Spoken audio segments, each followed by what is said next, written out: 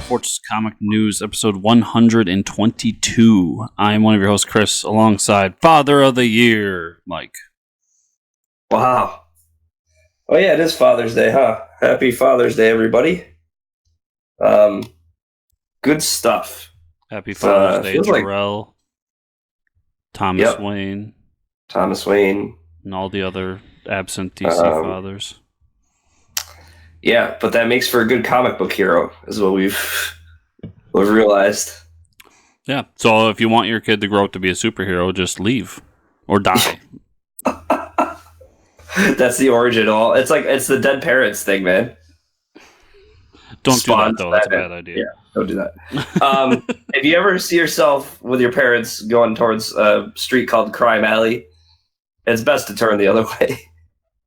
I mean, I feel like you're making a bad life decision at that point.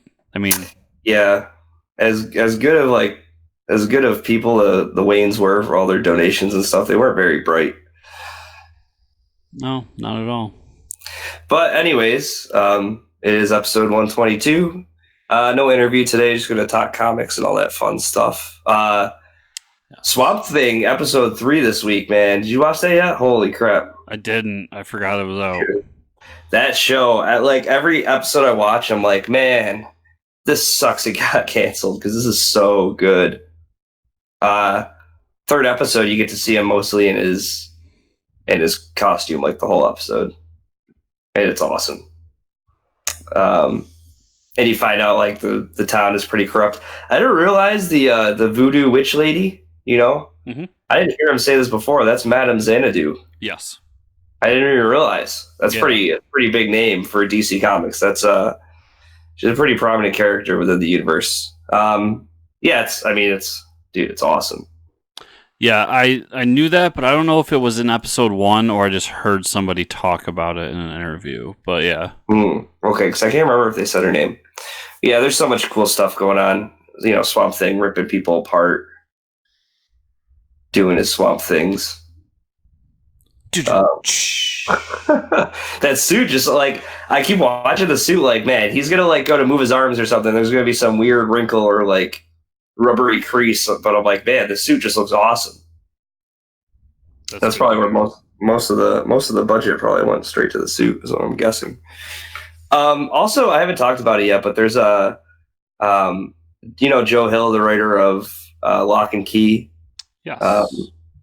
He wrote a book series. I don't know the name of the book series, but the comic book Welcome to Christmas Land was like a spin-off of it. But it's called Nosferatu. I think that's the name of the book. It's spelled N. It's like N0S or no NOS and the number 4 and then A and then 2. It's spelled like really weird, but so it's like a novel / comic book series that's it's on AMC right now, and I think they're like 2 episodes in. But I've been watching that. That's really good. Basically, these people have like gifts. From what I've never read the books, but and one of the guys who has like these gifts is he's like this evil dude, like this evil vampire dude that like captures children and brings them to Christmas Land, which is pretty crazy. Interesting. Yeah, it's pretty creepy. And the other, there's a couple girls in the show who have powers, and like one of them can like travel to wherever she wants, and the other one is like a psychic almost. It's pretty cool. It's pretty dark so far, depressing, but I like it. It's like a Stephen King show / movie almost, which is pretty cool. But yeah, that's pretty much what I've been watching. Yeah, one day I'll watch something that isn't Batman the animated series. One day. Yeah, dude, there's like coming up, man. We got Stranger Things next month. I don't know what's coming after Swamp Thing, but then we got The Boys coming soon. I keep seeing the advertisements everywhere. Yeah, Boys are coming up. Preacher's almost here. Oh yeah, last season of Preacher feels bad. I think after Swamp Thing, it's Harley Quinn, but I could be wrong about that. There's something else I'm forgetting for the summer too. But yeah, lots of good TV. So Stranger Things. Did I say Stranger Things? Yeah. Yeah. Yeah. So we're just gonna jump into the news, I guess. We got. I guess this confirms we're getting a second season of Titans, right? Well, it's been confirmed because we got the casting of Batman. Oh, that's right. Yeah. From Game of Thrones. So Drew Van Acker is cast as Aqualad in Titans. I've never seen Drew Van Acker in anything, but he's basically like a yellow-haired, pretty boy that's going to play Aqualad. Yeah, I can't remember what he was in before this, but I looked him up, and it was a lot of stuff that the two of us would not watch. Right. Yeah, I think it was of our own free will, at least. It was a lot of like that ABC type of show stuff. There's a lot of the stuff that like Grant Gustinson would have done before Flash, so I'm not too worried. But it's cool that we're getting Aqualad. Like who? Yeah, it is pretty cool. I wonder what else we're gonna. It's weird that we're getting Aqualad because I feel like even after the first season, we don't really have a Titans yet. You know what I mean? They're just starting to work together. Yeah. So we'll see. I'm hoping that Cyborg hops over from Doom Patrol onto Titans as well. I feel like he has to, right? Right, yeah. Like second or third season. I mean, he works well with Doom Patrol right now, but like, I don't know. I haven't finished off Doom Patrol. Doom Patrol's good. I'm still watching through it. It's just I'm catching up on other stuff. There's a Lobo spin-off series in the works at Sci-Fi. We've always heard talks about like maybe a Lobo movie, and like, I don't know, he's just such an obscure character, right? And there's he's that character that like could be big because he was like a big deal in the 90s. Right. Much like, Deadpool was a big deal in the 90s, and now he's a big deal again. Mm-hmm. And they have similar kind of humor and violence, and so I get it. Mm-hmm. But to me personally, that seems like a strange spin-off to do. Was he in the Krypton show, right? He's in the Krypton show now. Oh, he is? He was introduced in season 2. Oh. So it's almost, I wonder if like Sci-Fi has this plan to do like a CW verse, but with Krypton. Maybe. You know what I mean?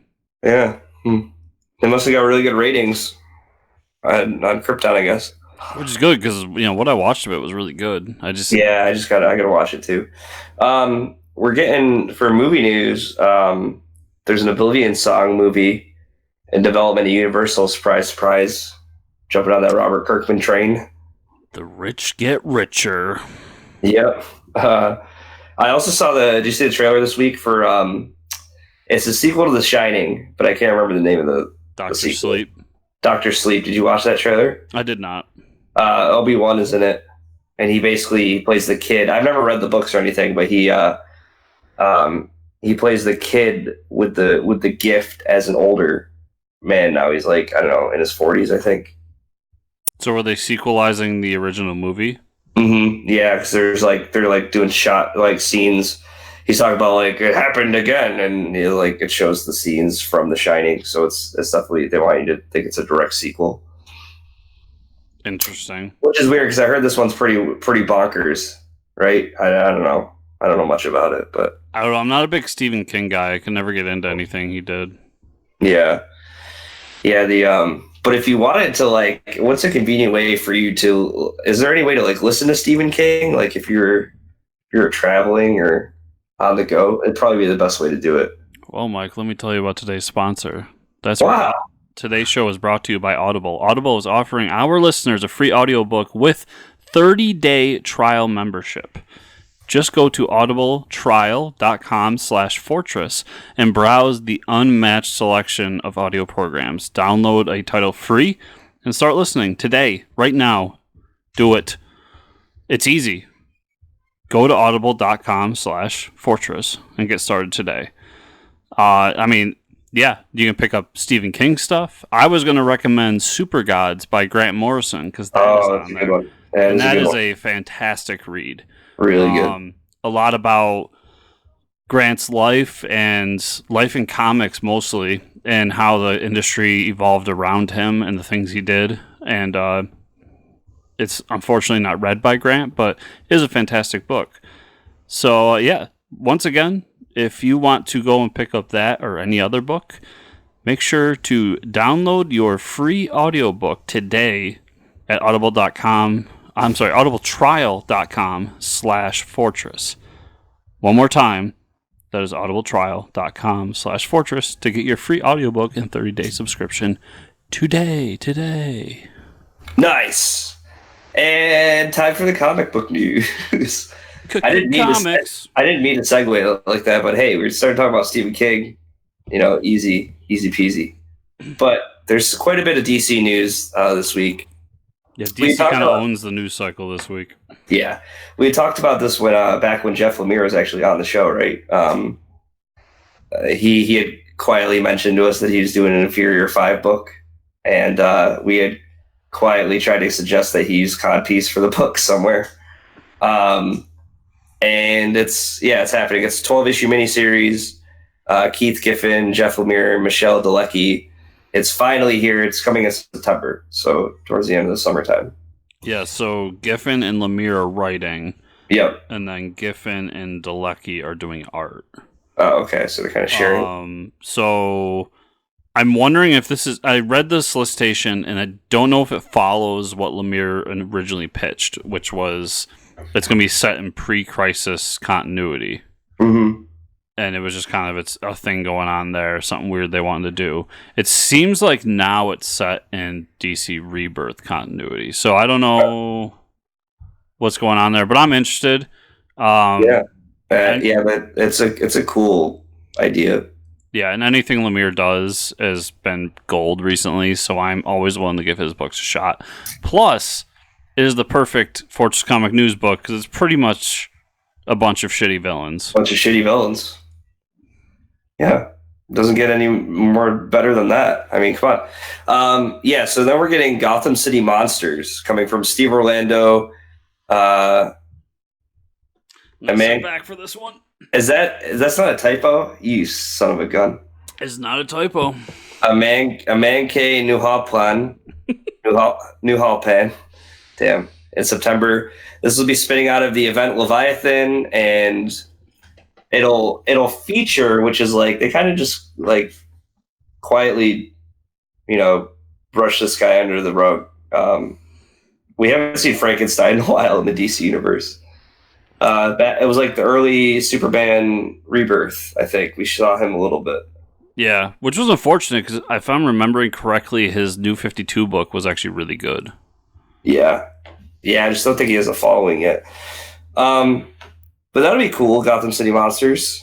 I mean, Monsters, Gotham. What more do you want? Yeah, Steve Orlando's one of those like mid-tier writers too that does a really good job. So yeah. Now this is exciting. So we're getting a Legion of Superheroes miniseries. It's going to be 2 issues written by Brian Michael Bendis. Because why not? DC's like, dude, you'll just give you whatever you want to write. Just come in and you write any books you want. So he's doing Superheroes, Legion of Superheroes Millennium. And then it's going to follow up with an ongoing Legion of Superheroes title. So this is like they're testing the waters. They're like, if Brian Michael Bendis can write it, this will be the optimum amount of issues we're going to sell, especially because it's only a 2-issue miniseries. So like, if the sales aren't going to do well, DC's just like, just kidding. We were joking about the ongoing series coming out. So there's a theory going around that this is why Bendis wanted to age up John Kent was for this book, because I'm not huge on Legion of Superheroes. It's a very much creator-driven book for me. Mm-hmm. But from the history I read, Superboy is in it a lot. Right. So to get Jonathan Kent to that age, and then to probably fly him into the future so he can be with the Legion, I guess that's what he wants to do. Yeah, I think it'd be pretty cool. Yeah, as a longtime Marvel fan, I will warn everybody, Bendis can be hit or miss on team books. He tends to have like one voice for each character as opposed to giving individual voices. So I'm not saying he can't do it. I'm just saying like Bendis has a 50-50 shot when it comes to team books. I much prefer him on solo books. But that being said, I'll check it out. Yeah, for sure. Wally West gets his own 6-issue series from writer Scott Lobdell and artist Brett Booth called Flash Forward in September. This team up, Brett Booth and Scott Lobdell, are really good. I wonder if this is going to like try to fix what Tom King just did. Well, I guess nothing really happened with Wally, but poor Wally, man, he's getting put through the runner No pun intended, but they can't just let that character be normal for once. He always has to be like doing something. He always has to be like doing something with time, and then like he's never his real self, and like just give him a regular like Flash book. Yeah, I don't know. It seems to me like either ditch Wally or make him Flash. Like, yeah, right. It needs to be one or the other. I don't know, in my eyes, at least. That's what the Wally fans want, dude. They don't want these like little mini series with their favorite character. But this is spinning out of Heroes in Crisis, so this is going to deal with the after effects of Heroes in Crisis. I doubt it'll fix Heroes in Crisis because, I mean, remembering this book was probably pitched and written like 6 months ago, so that might be a little bit of a stretch to hope for that. But I don't know. I would read this book if it was him in jail for 6 issues, just sitting there. 9-panel structure. 9-panel structure, like kind of like they set up the interviews in Heroes in Crisis, just like him sitting there, do it like reading, and be like, "I wish I didn't kill those people." Yeah, and then it'll teach the readers a lesson for investing so heavily into Heroes in Crisis, putting so much faith in one man. I already learned my lesson. Yep. There's a Black Label Harley book coming out called Harleen for September, written by Stephen Sejic. With art by Stephen Sejic. Yeah, so we're getting we talked about this. This is the Harley fan fiction that everybody wants. No, that was last week. This is a brand new book. Hold on. So if your fan fiction wasn't done enough with the Harley and Joker book, Harley's getting her own book, because why not? So I know neither of us are big Harley fans, but I bring this up mostly because I really love, I call him Stefan, but Stephen Sejic. His art is amazing. Is it? And he did a stint on Aquaman that was like my favorite art-wise. Mm-hmm. He was the original artist for Justice League Odyssey. And he did like an Aladdin book too. But his art is just so good, and I kind of want to check it out just for that, but I don't know. It's like a mature reader's Harley Quinn origin book. Oh, boy. Yeah. This was a pretty big reveal this week. Tom King and Clayman are obviously doing the Batman/Catwoman series, and while everybody's kind of like, what's going to get me to read this book? You know what I mean?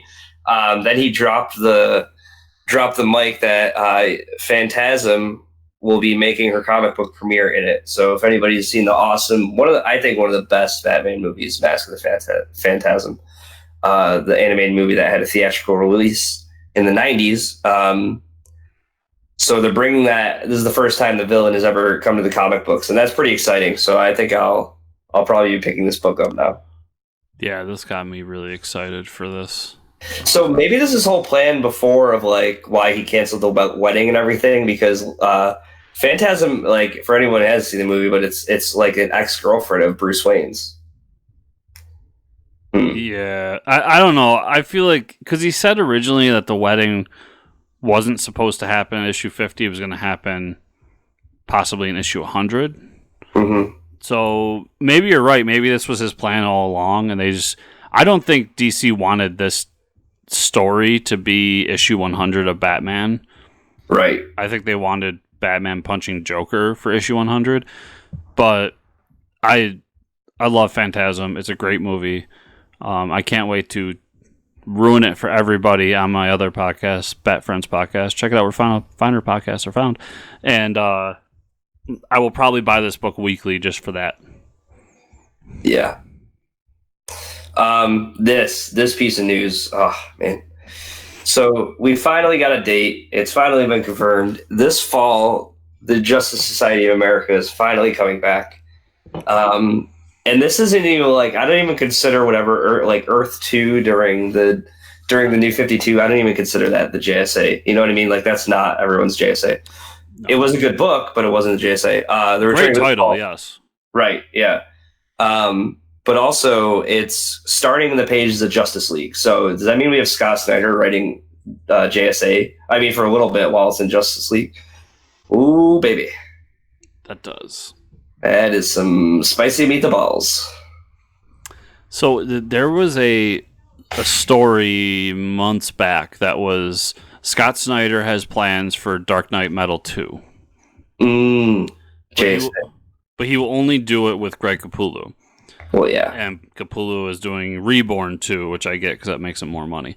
Mm-hmm. But he said that if Capullo is not available or doesn't want to do it, he's going to do that story just on Justice League. So it may be not as intense. So I wonder if this was a part of Dark Knight's Metal 2, was that they were going to do something and the JSA is going to be involved, or if this is leading into what Dark Knight's Metal 2 was supposed to be. Either way, it's awesome that Scott Snyder is doing JSA. Yeah, I'm excited. Yeah. There's another exciting news. Dial H, one of my favorite books right now. Also, Wonder Twins, another one of my favorite books right now, came out this week, are given an extension, making them 12-issue miniseries. See, that's how you do it. You get the 6 issues, get everybody liking the characters, and then now they're getting extended series. That's great. Yeah. Couldn't happen to better books. Yeah, these 2 books are like top tier right now for DC for me.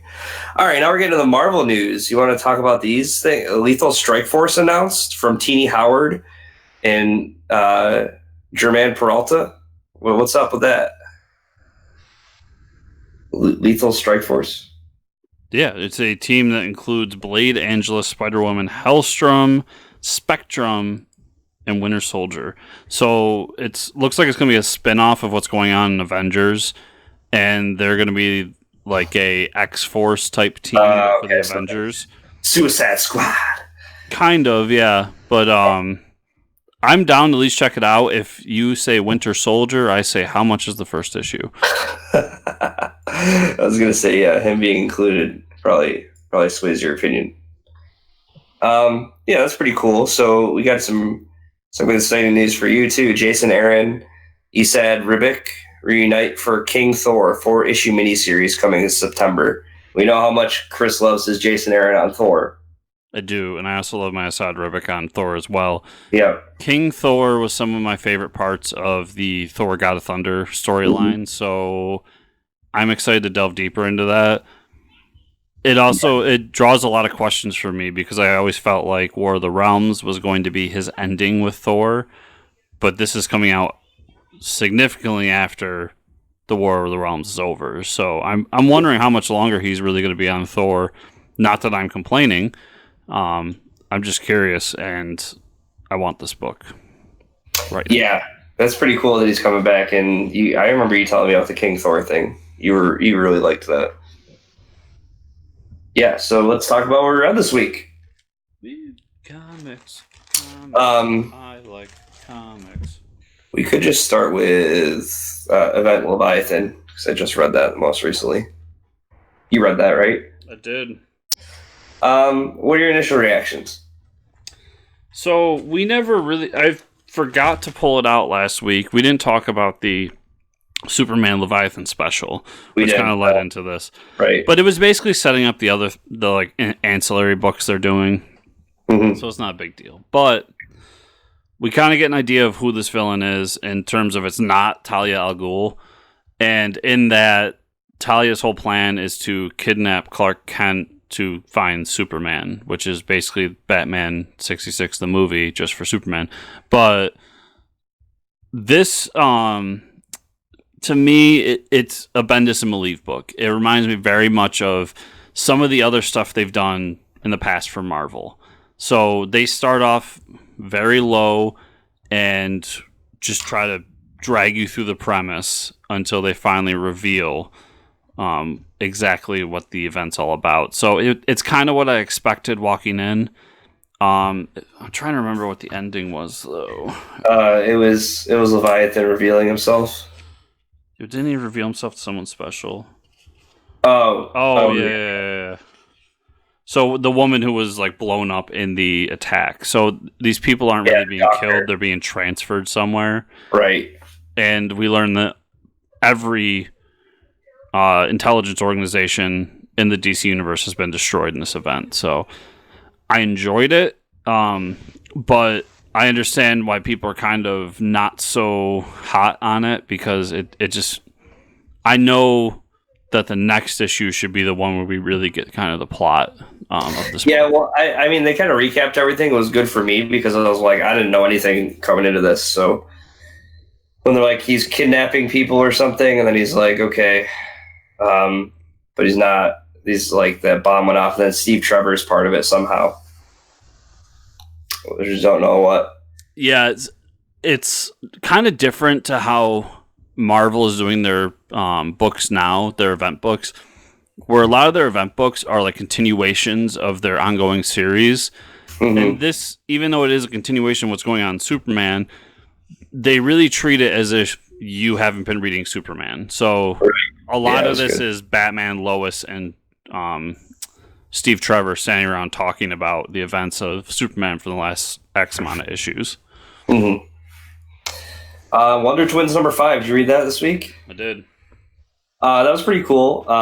We get like that doctor who's part of the League of Annoyance. I can't remember any of the characters' names, but she confronts him about being a supervillain. But it's kind of funny because they're like so far from being supervillains.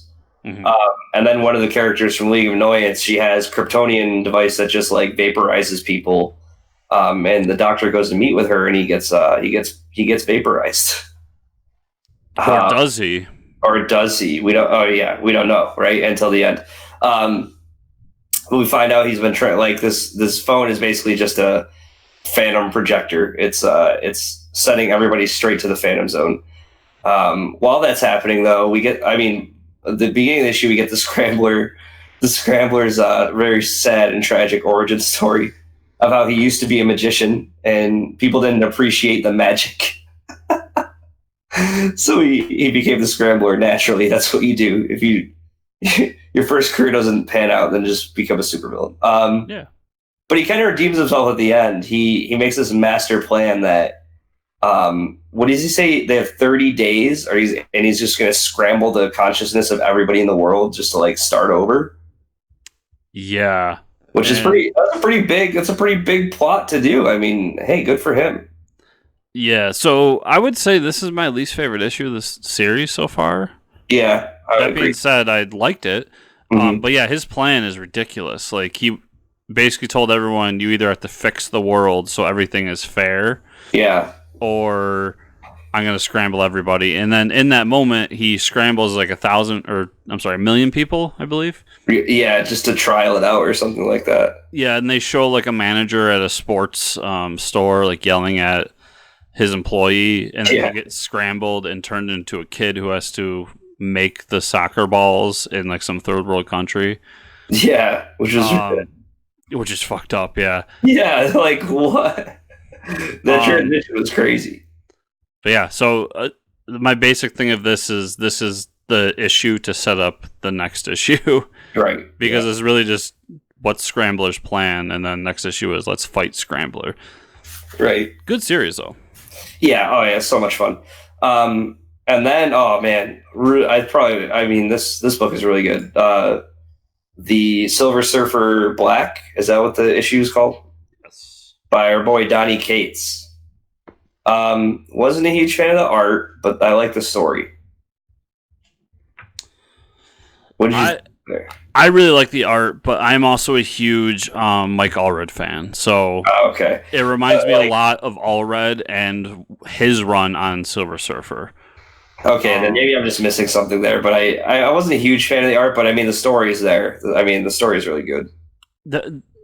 I definitely understand that style of art, especially Mike Allred himself is an acquired taste. I know I always get kind of looks from our local shop owner whenever I buy an Allred book, but I like it, so fuck off.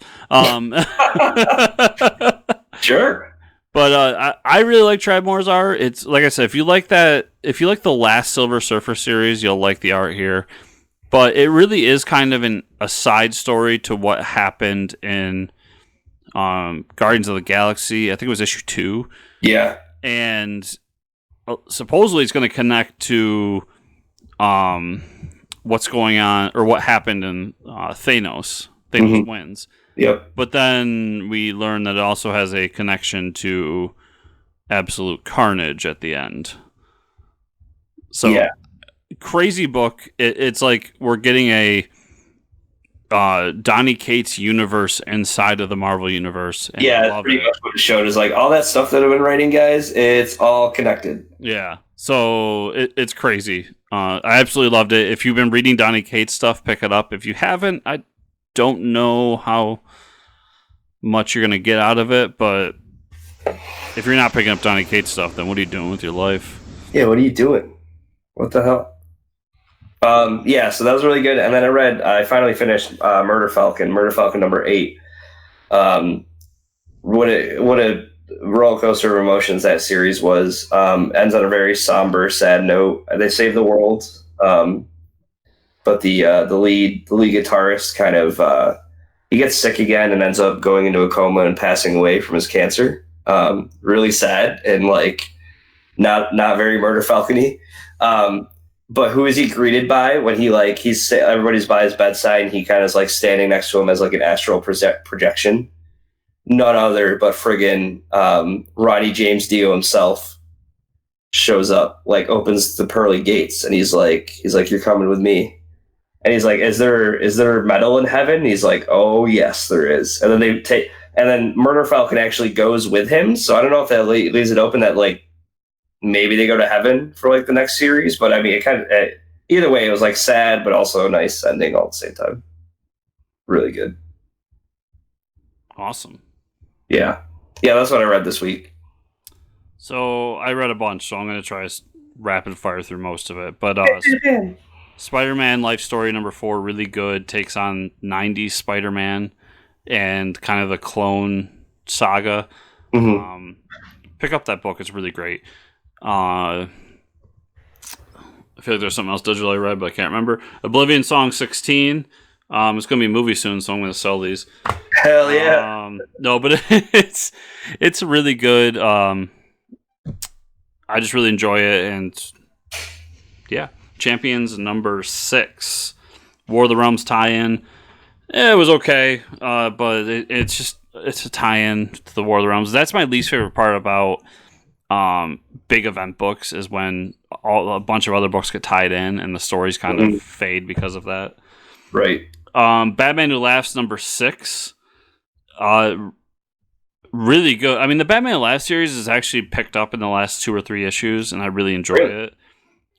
We get a glimpse that Bruce has a Batman Beyond suit in his Batcave. Oh. And he gives the 2 prototypes to Jim Gordon and his son to fight the Grim Knight. So we get kind of a Batman Beyond and modern continuity in this, which is really cool. Being a huge Batman Beyond fan. Spider-Man number 23. It's the epilogue to the Hunted series. So if you didn't know, spoilers, Kraven the Hunter is dead. And his son is the one that killed him. But his son is actually a clone of him who's younger and stronger and is now going to become Kraven the Hunter. So yeah, that's comic booky stuff. That was like full circle comic book. Hunted was a good story, not a great one. I'm more interested in this Savage Six that they're setting up and this other villain that I've never seen before in any comic. So I want to know what's going on there. But I'm still enjoying Amazing Spider-Man. Outer Darkness number 7. This is easily the most unique book on the market right now. I really enjoyed this. This was a good jumping on point for it. The last storyline ended. They kind of do a quick, like, this is what happened on this planet, and then jump right into this new thing. There's a old house that was built by a tree, or built by people from a tree that used to be the tree that people were hung on back in the old times. And anyone who goes in this house goes crazy, and now it's floating in space. Nice. Really good book. Superman number 12. Oh yeah, I didn't read that yet. This was all about kind of what's going on with the different Kryptonians right now, and almost gives us a closure to what Jor-El's plan is. Really enjoyed it. We know for a fact now that this Regal Czar did destroy Krypton, but he wasn't alone in it.